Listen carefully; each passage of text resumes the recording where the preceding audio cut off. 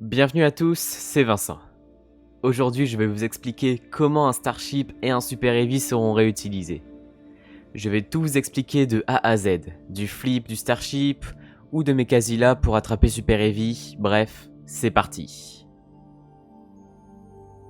Avant de commencer, j'aimerais vous dire que tous les 3 jours, le design et la manière de réutiliser le Starship changent. Car c'est comme ça chez SpaceX, ils testent, ça fonctionne pas, ils changent et ils retestent. C'est comme ça aussi qu'ils arrivent à aller hyper vite, car ils ne perdent pas de temps avec le même design des années et des années, comme certaines autres entreprises dont je ne citerai pas le nom. Mais du coup, cette vidéo risque d'être périmée d'ici 2-3 mois, je pense, même si aujourd'hui il est vrai qu'on se rapproche un peu du design final. On va commencer par parler de l'architecture du Starship. Il est composé de 2 étages, Super Heavy et Starship. À 2, ils forment la fusée la plus puissante, la plus grande, et la première fusée entièrement réutilisable, sur le papier. Dans la réalité, faire une fusée entièrement réutilisable est très compliqué, comme nous le rappelle la présidente de SpaceX. Y arriver serait le plus gros exploit de l'humanité à ce jour. Si le Starship arriverait à ce niveau-là, plus aucune autre entreprise ne pourrait rien faire. Ça serait game over en raison de la rapidité et du bas coût qu'il proposerait. Mais si vous voulez en savoir plus, n'hésitez pas à feuilleter ma chaîne YouTube car j'ai d'autres vidéos qui en parlent plus en détail. Aujourd'hui, nous allons vraiment nous intéresser à la manière de réutiliser et pas aux statistiques. D'ailleurs, on va commencer sans plus tarder. Depuis en 2018 de Starship, Super Heavy ne devait pas avoir de pied et réatterrir directement sur son pas de tir. Mais pourquoi pas de pied ? Retirer les pieds veut dire beaucoup de poids en plus, et surtout du temps en plus, car il faudrait un système pour le déplacer et le replacer sur son pas de tir directement après le vol, ce qui fait perdre le fameux temps qu'a besoin le Starship pour réaliser ses promesses. Le projet a vite été changé, car c'est très compliqué de réatterrir sur son pas de tir. Il faut une précision dingue jusqu'au moindre centimètre. En plus, si la tentative viendrait à échouer, il faudrait entièrement reconstruire ce dernier. Et vu la complexité d'un pas de tir, c'est faire perdre au moins 3 mois à un autre lancement. Alors qu'il y a quelques mois seulement, nous ne savons toujours pas comment Super Heavy pourrait atterrir, Elon Musk a tweeté que la tour de lancement aurait 2 bras mécaniques pour attraper Super Heavy en plein vol, à l'aide de ses 4 green fins. Je m'en rappelle encore d'avoir vu ce tweet et d'avoir cru que c'était une blague pendant encore une semaine après. Mais au final, il s'avère que c'est vrai. Ils vont faire ça et c'est juste dingue. Pour vous dire que tout change tous les jours, aujourd'hui c'est plus avec les green fins qu'il sera rattrapé, mais avec 2 gros crochets. Ils paraissent minuscules alors qu'ils sont très puissants. Ils peuvent soutenir des tonnes et des tonnes.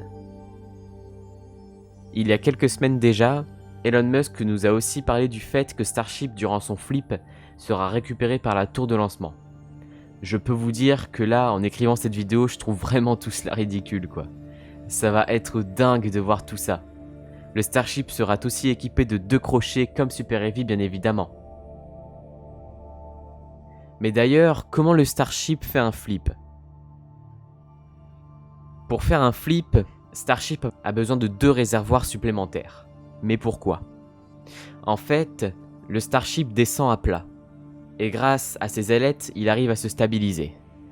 En fait, il se retourne à la dernière minute pour se remettre droit et atterrir tranquillement à la verticale. Mais en fait, durant le flip, les ergols vont être mal envoyés dans les moteurs, car bien évidemment, les ergols ne seront pas bien placés. Du coup, il y a besoin de 2 réservoirs supplémentaires qui sont extrêmement pressurisés pour envoyer directement le carburant dans les moteurs lors du flip. Il y a donc des header tanks, c'est comme ça qu'on les appelle. Il y a un header tank au milieu pour le méthane et un autre header tank à l'opposé pour l'oxygène liquide. Mais pourquoi à l'opposé ? Pourquoi il est sur le nez cet header tank ? C'est tout simplement pour une bonne répartition des poids. Durant le flip, Starship peut donc utiliser 3 moteurs puis en éteindre un pour la descente finale. Il y a beaucoup eu des problèmes au niveau de ces header tanks car ils n'étaient pas assez bien pressurisés, etc. C'est pour ça que quasiment tous les lancements de Starship ont échoué. Mais à la fin, SpaceX a réussi à le maîtriser. Et on a eu le magnifique atterrissage des Descent 15. Retournons maintenant à Super Heavy.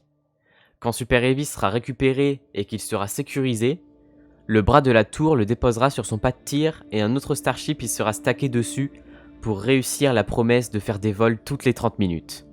Très utile pour une mission martienne habitée, où il faudra beaucoup de charges utiles dans plusieurs vaisseaux. Mars a une fenêtre de tir très précise et très rapide, c'est pour ça que des vols toutes les 30 minutes c'est très avantageux. Avec le temps, le système de récupération s'est fait appeler Mekazila par la communauté. Nous allons donc l'appeler Mekazila dans cette vidéo à partir de maintenant. Beaucoup de gens parlent que c'est impossible de faire des vols aussi rapides, car sur Super Heavy, il y a une 30aine de moteurs à vérifier, et c'est très long. Mais les moteurs vont s'améliorer au fil du temps. Elon Musk nous indique que les moteurs Raptor 2.0, avec s'il vous plaît fini le labyrinthe de tuyauterie, arriveront dans les semaines qui suivent. Et il faudra s'attendre bien sûr à une version 3.0, même 4.0, pour toujours améliorer et permettre une vérification hyper rapide, voire même pourquoi pas avec des robots, qui en quelques secondes seulement pourraient scanner tous les moteurs et dire si une valve est trop ouverte, ou je ne sais quoi d'autre. On va continuer avec une date, ou plutôt une approximation pour savoir quand est-ce que tout ce système dantesque sera en service. Aujourd'hui, le Mekazila est quasiment terminé, et le jour où sort cette vidéo, soit autrement dit à peu près une semaine et demie environ après que je l'ai écrite, il n'est pas impossible qu'il soit déjà installé sur la tour. Avec tout ça sur Twitter, tout le monde se demandait mais avec quel prototype sera testé le mécanisme ? Et Elon nous a répondu certainement avec B5.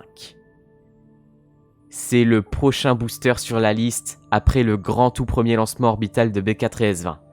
On peut donc établir une date assez facilement pour ce test. Le lancement orbital va avoir lieu en septembre, ou au plus tard en octobre.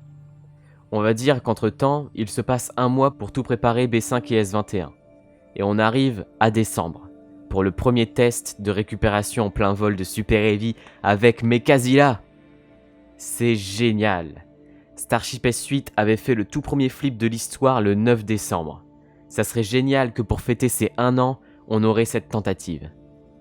SpaceX est vraiment très rapide quand on y pense, car je m'en rappelle que pendant que S8 se préparait, on se disait un lancement orbital en 2023 ça serait pas mal.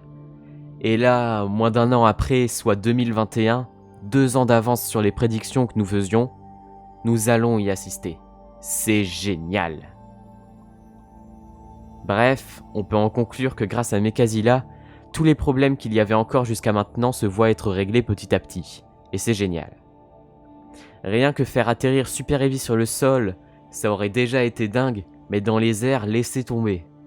Quand on veut une seule image pour démontrer l'intelligence humaine, on montre déjà celle-ci, les 2 boosters de la Falcon 9 qui réatterrissent. Eh bien, dans quelques mois, nous allons changer d'image et prendre celle-ci. Merci à tous d'avoir suivi cette vidéo. Vous pouvez vous abonner, liker et partager, car nous sommes très peu sur cette chaîne, et c'est vous qui pouvez tout changer. Sur ce, moi je vous dis à très bientôt pour de nouvelles vidéos. Ciao!